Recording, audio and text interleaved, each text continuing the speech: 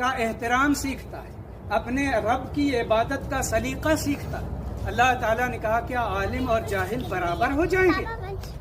کبھی برابر نہیں ہوں گے۔ تو اس لیے ہم لوگ نہیں پڑھتے کہ ہمیں سرٹیفکیٹ ملے تاکہ اونچی نوکری ملے اور بڑا جاب ملے، اس کی خاطر میں نہ علم حاصل کروں۔ اس لیے علم حاصل کرو کہ جاہل نہیں، پڑھے لکھے رہو گے تو سوجھ بوجھ رہے گی۔ کسی معاملے میں کیا فیصلہ کرنا چاہیے اس کا آپ کو اندازہ ہوگا، اور جاہل کو اس کا اندازہ نہیں رہتا۔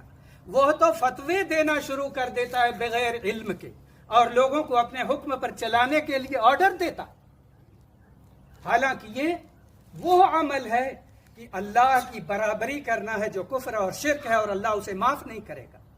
کہ جس کے پاس علم نہیں اور وہ غلط سلط فیصلے دیتا ہے اور آرڈر دیتا ہے ایسے کرو، اور جو نہیں کرتا اس سے وہ دشمنی کرتا ہے اور دوسروں کو بھی دشمن بناتا ہے۔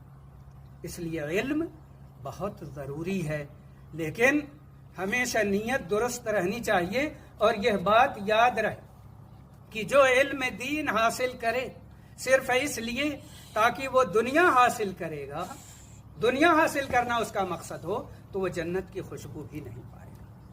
تو دنیا کے لیے وہ نہ علم حاصل کرے، اپنا دین سیکھے گا، دین پر عمل کرے گا، اور جو نوکری یا رزق اللہ نے اس کی قسمت میں لکھا ہے وہ انشاءاللہ اسے مل کر رہے گا۔